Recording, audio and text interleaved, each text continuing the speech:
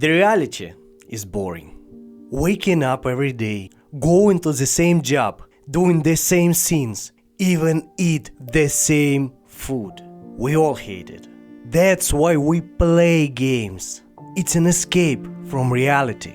But sometimes games become so realistic that you feel your boring life within the game. Why I'm saying this? Trust me, I don't want to depress you. All I want to say is that super realistic games are not always interesting. And in one aspect, Loop8 is too realistic. But maybe sometimes we need it. Like in Loop8, the Summer of Gods. Oh, the sick had a sing us wild. We owe their mind, their voices speak to me. Don't look back, look ahead. Go forward, feel free to live your life. Am I implying that the game is boring? Yes, definitely yes. Is it a bad game and do I recommend it? Definitely. You will find out in the end. So, this game is an anime-style JRPG visual novel. If you're not a fan of anime, don't worry, I'll explain everything in plain English. This is a typical Japanese story. 1983, our protagonist named Nini is an ordinary Japanese schoolboy who lived in space and landed in an ordinary Japanese village called Ashihara. Like any other Japanese schoolboy, Nini has superpowers. Namely, he can turn back time, which he does every time when ordinary demons Kegai take over Ashihara. The entire game takes place in a small town, allowing you to freely explore its streets. Thankfully, the developers made the decision not to make the town excessively large with empty locations. Instead, it's compact, yet you'll find characters almost everywhere you go, with whom you can and, more importantly, need to interact. But there is a small issue here. While developers created interesting characters, such as Nini classmates and friends, they overlooked the presence of other residents in the city. As a result, you won't encounter any besides these characters. It's a shame, because I really enjoyed the filler system in Persona, where ordinary passers-by were represented as black silhouettes. I must say, this game has an incredible graphic style that reminds me of the works of Makoto Shinkai, the creator of Your Name and The Weathering With You. I highly recommend it to everyone. Being in this world is a delight in itself, as you can simply admire its beautiful visuals. The music also adds to the atmosphere and is absolutely enchanting. As for gameplay, it is based on a life simulator, but not in the same way as The Sims. It's more akin to the game Persona. Relax, I'll explain. In this game, you live the life of a character, attending school, engaging in various activities, but most importantly, you communicate with your friends. Communication with friends is a crucial aspect of the game. You'll need to do it a lot. It serves not only to advance the plot, although that's also important, but also to level up your characters. When selecting answers during conversations, you'll increase one of three parameters: friendship, affection or hate. Interestingly, it seems that even if you choose unaffordable answers, the dialogue continues without significant changes. For example, if you say something that character likes, they respond positively, while choosing something they dislike elicits a negative response. But the dialogue still continues. These parameters, friendship, affection and hate, play a role in battles, as you eventually unlock access to another world, which is essentially a different version of the city with a distinct color palette, where Kegai demons roam. In this, let's say dungeon, you can bring along two characters, and their stats will depend on the level of your emotional relationship with them. Once you engage an enemy, the typical turn-based combat begins, with each character taking their turn to act. But here's the catch. You only have control over your own character. You cannot give direct orders to your companions. Instead, all you can do is choose the emotion with which they will act: friendship, affection or hate. The effectiveness of the action depends on the level of that particular emotion of that character.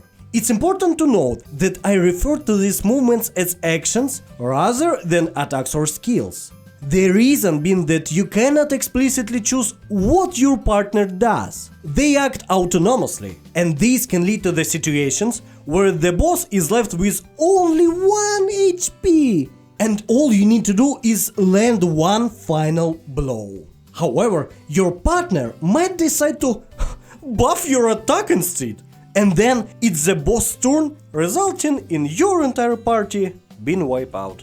And you start from the beginning. Unfortunately, there is no equipment, items or treasures in the game, so if you want to heal yourself, go to the restaurant. And yes, raising the level of emotions with characters of course strengthens you and them. But you can also pump up your particular stats by going to school and studying. And you could think, this is the way to create an imbalanced character and quickly pass the game. But no. The thing is, this game has my worst enemy of all in all video games. Countdown.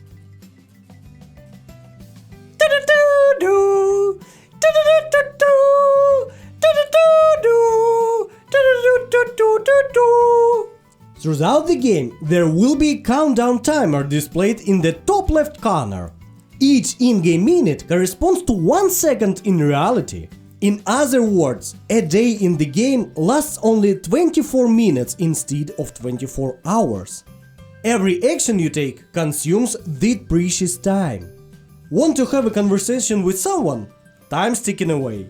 Feel like grabbing a meal at a restaurant? Time's ticking away. Attend school? Time's ticking away. Even if you simply want to pass the time. Well, guess what? Time's ticking away. And here we have a loop system. Remember the movie Groundhog Day? In this game, you truly get to immerse yourself in the full experience of living through a time loop. No matter how you progress in your adventure, after a certain point, time will reset back to the beginning and everything starts anew. This aspect of the game can be both its main advantage and its main drawback. For the idea is cool. You live your life. Pump emotions with your friends to make them stronger. Go to the boss. Maybe even kill the boss. But your friends die. Because you somewhere wrong answer. And you start over to find the only way to save everyone. The story, the values of friendship you've built, your character's life and stamina, they all reset. The only things that remain are any blessings. That are bonuses you've acquired along the way, which can help you increase your friendships levels at a faster pace. It's a unique aspect of the game that reinforces the cyclical nature of the time loop and adds to the challenge of finding the optimal path or solution to progress further. You'll find yourself constantly seeking ways to improve your approach and make the most of each loop, all while knowing that everything will reset once again.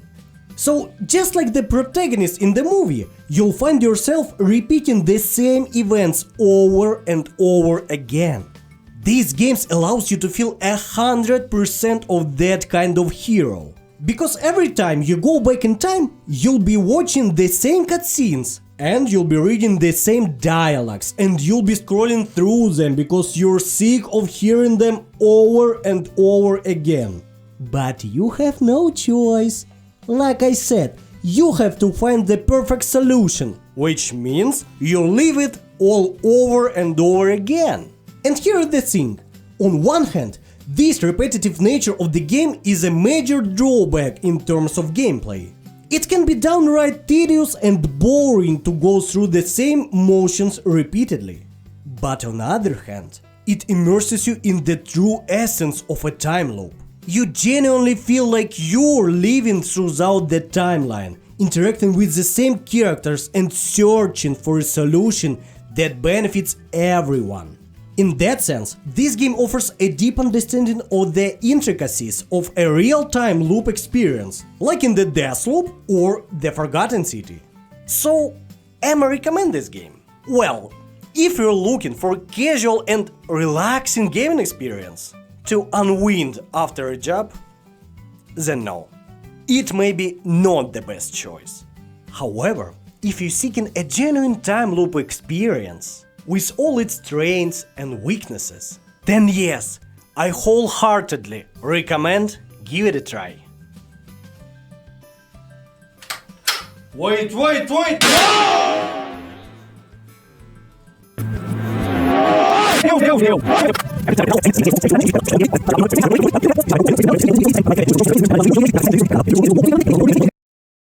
The reality is boring.